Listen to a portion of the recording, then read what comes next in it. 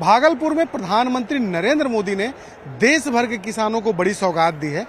इस बात पर चर्चा हम करते हैं। हमारे साथ हमारे न्यूज 18 के इनपुट एडिटर ब्रजमोहन सिंह हैं, वरिष्ठ पत्रकार संतोष सिंह हैं और भाजपा नेत्री हैं प्रीति शेखर। जिन तमाम लोगों से हम बातचीत करेंगे कि आखिर प्रधानमंत्री ने जिन बातों की यहाँ चर्चाएं की हैं उनसे खास करके भागलपुर और बिहार के किसानों को कितना फायदा होगा। सर ये बताइए कि जिस तरीके से प्रधानमंत्री ने कहा कि पूरे दुनिया में वो चाहते हैं, उनका सपना है कि हर किचन में बिहार का प्रोडक्ट हो, किसानों का प्रोडक्ट हो और उसे पूरे दुनिया में पहुंचाया जाए। किसानों के प्रोडक्ट जो प्रोडक्ट हमने देखे यहाँ, जो किसानों ने स्टॉल लगाए हुए थे, निश्चित तौर पे वो डिफरेंट है। बाकी जो देश में आप देखते हैं उससे बिल्कुल अलग। आप जर्दालू आम देख लीजिए, उसकी क्वालिटी बिल्कुल अलग है। आप यहाँ मखाना को देख लीजिए, बिल्कुल क्वालिटी अलग है। हमने कल शाम को कतरनी चूड़ा भी खाया था, 2 मुट्ठी, बिल्कुल मुंह में डालिए आप, चूड़ा घुल जाता है। इस तरह की क्वालिटी आपको बहुत जगह पर नहीं मिलती है। निश्चित तौर पे प्रधानमंत्री ने यहाँ के जो लोकल प्रोडक्ट है उसको ग्लोबल स्केल पे ले जाने की बात करी है। और पिछले दिनों जो उन्होंने मखाना बोर्ड की घोषणा की थी, उसके बाद जर्दालू के प्रमोशन के लिए जो सारा काम चल रहा है। और इसके अलावा एक और महत्वपूर्ण चीज, जो मोतिहारी में जो लोकल वेराइटीज हैं, काऊ की अपनी देसी गाय की जो वेराइटी है, उसके लिए एक्सीलेंस सेंटर बनाने की उन्होंने बात की है। तो बिहार फोकस्ड ये रहा है पूरा। हालांकि पूरे देश के किसानों से उन्होंने कनेक्ट किया, जो ऑडियंस था पूरे देश की किसान थे, लेकिन बिहार के ऊपर स्पेशल फोकस था। और इसको अगर चुनाव से जोड़ के भी देखें शैलेंद्र, तो चुनाव बहुत दिन दूर नहीं है। नवंबर से पहले चुनाव होना है, सरकार बननी है। तो निश्चित तौर पे किसानों के बहाने कम से कम 13 जिले में, संतोष बाबू कितने, लगभग 80 से मोर देन 80 कॉन्स्टिट्यूंसीज, 80 से ज्यादा कॉन्स्टिट्यूंसीज के ऊपर फोकस किया है। वहां के किसानों को गैदर किया, उनसे 1-to-1 बात हुई है। और जो एक खास अंदाज देखा हमने संतोष जी, कि प्रधानमंत्री किसानों के बीच में से होके आए, ये हमने पहले कभी नहीं देखा। प्रधानमंत्री की इतनी सारी सभाएं हमने कवर की, दर्जनों, लेकिन इस तरह का पहला हमने वाकया देखा कि प्रधानमंत्री नरेंद्र मोदी और नीतीश कुमार दोनों एक ही गाड़ी पे बैठ के खड़ा होकर, रोड शो जैसे होता है आमतौर पर, ये रोड शो था संतोष, जैसे हमने यूएस में देखा था ना, उस तरह का कुछ लग रहा था। आपको क्या लग रहा है?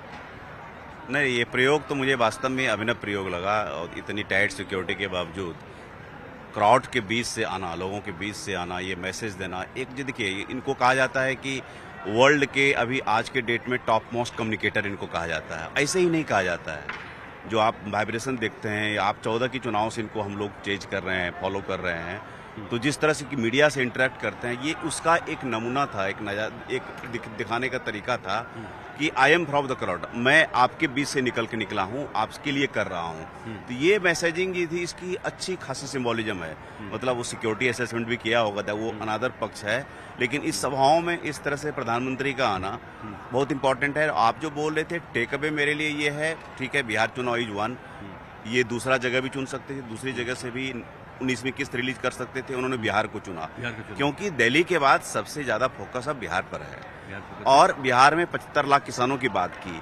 और जब ये मत भूलिए कि ये बेल्ट जो है एनडीए का तो स्ट्रांग बेल्ट है, लेकिन जब बीजेपी कभी अलग हुई है, 14 और 15 का चुनाव का रिजल्ट देखिए, बीजेपी की कमजोर बेल्ट रही है। तो कहीं न कहीं अचेतन में ये बातें रही होगी। एक चीज जो हम लोगों ने संबोधन के दौरान नोट किया, प्रधानमंत्री ने मुख्यमंत्री नीतीश कुमार के लिए एक शब्द का प्रयोग किया, हमारे लाडले मुख्यमंत्री।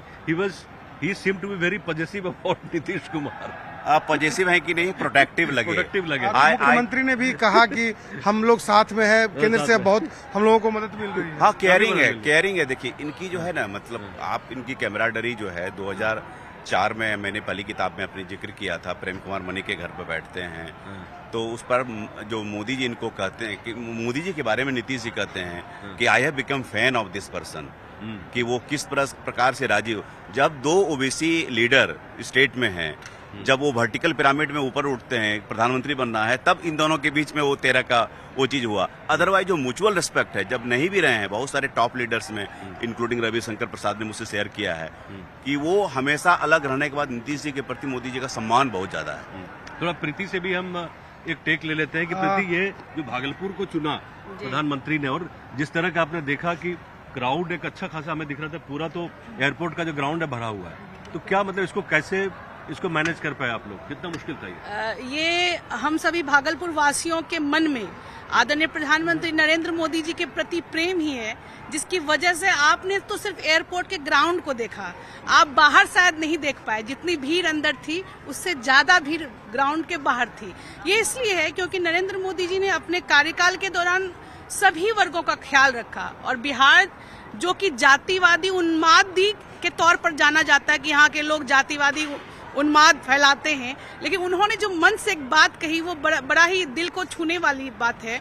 उन्होंने कहा कि बस देश में 4 ही जाति है, गरीब है, किसान है, युवा है और महिला है। यानी कहीं ना कहीं उन्होंने बहुत महत्वपूर्ण बात को लोगों के बीच रखा, और भागलपुर को उन्होंने अपने इस किसान सम्मान निधि देने के लिए चुना है। ये भागलपुर वासियों के लिए बहुत गर्व की बात है।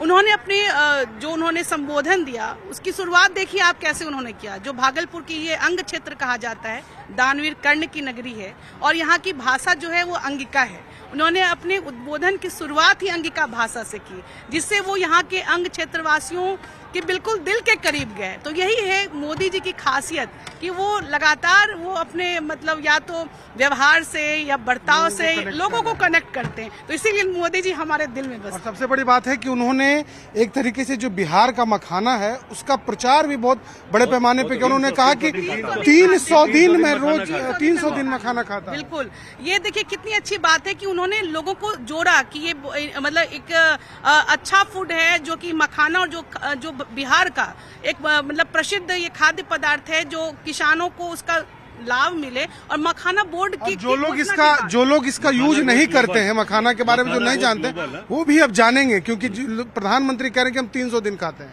एकदम सुपर फूड कहा उन्होंने, और उन्होंने स्पेसिफाई किया 365 दिन में मैं 300 दिन खाता हूँ। तो इससे बड़ा क्या एडवर्टीजमेंट हो सकता है मखाना के लिए कि प्राइम मिनिस्टर ने इंडोर्स किया, एंड हाउ, किस तरह से इंडोर्स किया। तो एक मैसेज दिया जो कि जिस बात से आप शुरुआत कर रहे थे कि हम दुनिया के लोग खाएं तो एक खाद्य पदार्थ या एक आइटम जो है वो भारत का हो, वो भारत के बिहार का भी हो सकता है, मध्य प्रदेश का हो, कहीं का भी हो सकता है। तो ये एक तरह से अपने फूड को पहुंचाने का एक ग्लोबल विजन है। संतोष जी, एक बात का जिक्र मैं करूंगा जरूर, पीछे छूट जाएगी बात। पिछले दिनों में नालंदा यूनिवर्सिटी गया था, वहाँ के वाइस चांसलर से मेरा पूरा जो यूनिवर्सिटी है मैं घुमा पूरी तरह से, आधा दिन मैंने लगाया।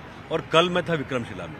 अच्छा, कल विक्रमशिला में था। एक स्टोरी भी शैलेंद्र और हमने मिलकर की है, स्पेशल स्टोरी थी। हमारे मन में अंदर में यही था कि हमारे ऊपर कर्ज भी है। हम लोग भागलपुर एरिया से आते हैं, अंग प्रदेश से आते हैं, तो हमारे ऊपर एक कर्ज भी था। मन के अंदर एक लग रहा था कहीं न कहीं ऋण है हमारे ऊपर कि इसका भी उद्धार होना चाहिए, विक्रमशिला का भी उद्धार होना चाहिए। जिस तरह से हमने देखा कि कितना विस्तृत एरिया में फैला हुआ विक्रमशिला, और वहाँ 6-7 जो मुख्य चीजें थी, रसायन की भी, लोग तो तंत्र के बारे में जानते हैं। हमने जब फर्दर रिसर्च किया, रसायन का, फिजिक्स का, तंत्र विज्ञान का डेफिनेटली होता था। तो काफी जबरदस्त चीज होगा। सेंट्रल यूनिवर्सिटी खुलने से मुझे लगता है कि ये जो पूरा कहलगांव और भागलपुर वाला एरिया है इसका उद्धार हो जाएगा। वहां हमने देखा कि किस तरह से लगभग 2000 करोड़ के आसपास का इन्वेस्टमेंट वहां हुआ राजगीर में, नालंदा यूनिवर्सिटी में। तो इससे पूरा जो चरित्र है इस एरिया का, बैकवर्डनेस जो इसके पीछे चस्पा है, वो हट जाएगा काफी हद तक। एकदम संजोग से आप गए थे, मैं भी गया था कल शाम। नहीं नहीं, आपको क्या लगा कि एक्सक्लूसिव? नहीं, मैंने एक्सक्लूसिव की बात नहीं है, वो तो चर्चा नहीं हो हमारी। एक्सक्लूसिव क्या हो गया, मैं देर से पहुंचा। अच्छा। लेकिन मैं ASI से मैं बात करके गया था, क्योंकि फोटो लेने में दिक्कत नहीं हो। हाँ। तो मैं भी 2-2.5 घंटा वहाँ रहा, अच्छा। और म्यूजियम भी देखा, उसका जो मूर्तियां सब निकली हुई थी। वो जमीन भी पूछा कि कहाँ एक्वायर किया जा रहा है। संजोग से पास में ही एक गाँव है, वहाँ 2 जगह अभी प्लॉट अभी फाइनल नहीं हुआ है। लेकिन अब देखिए 252 मल्टीप्लाइड बाय 4, इस तरह से चारों तरफ कमरे थे। जो हम जो देख रहे हैं भी एक्सपोज पार्ट, वो जस्ट 1 पार्ट है। दूसरी तरफ कंजर्वेशन में देख रहे हैं, थोड़ा थोड़ा खुला दिख रहा है। तो यस, आपने जो कहा कि, बल्कि मैं वही चीज अप्रोच कर रहा हूँ कि ओल्ड एंड न्यू को जो बोला कि जैसे कि हमने नालंदा को रेप्लिकेट किया, अभी यूनिवर्सिटी बनाया, तो यहाँ अब नॉट जस्ट कि आर्किटेक्चर में आप उसको रेप्लिकेट करेंगे, आप जो ज्ञान के क्षेत्र में क्या क्या डिसिप्लिन की पढ़ाई होगी, जैसे तंत्र विज्ञान का ये बहुत बड़ा सेंटर था। तो उस तरह के मॉडर्न साइंस में क्या चीजें पढ़ाई जाएगी। तो मेरे हिसाब से 2 चीज को उस तो रिवाइव के जिस तरह से नालंदा को किया गया, ये बहुत बड़ी पहल होगी। ये रोड को, कनेक्टिविटी को देख करके अभी भी दुख होता है, लेकिन ये अच्छा सुकून मिला कि काम हो रहा है रोड पर। तो ये as and when it happens, तो हम लोग इस बेल्ट को बिलोंग करते हैं, इसे अपनी आइडेंटिटी को नहीं छुपाना चाहिए। We are proud of our identity. ये चीज अगर विक्रमशिला होगा, जब बनेगा, तो हम लोगों को लगता है कि सबका सपना पूरा होगा। बड़ा बदलाव होगा इस इलाके में। और खास तौर पर वाकई प्रधानमंत्री ने इतनी बातें कही हैं, हम लोगों ने उस पर चर्चा भी की।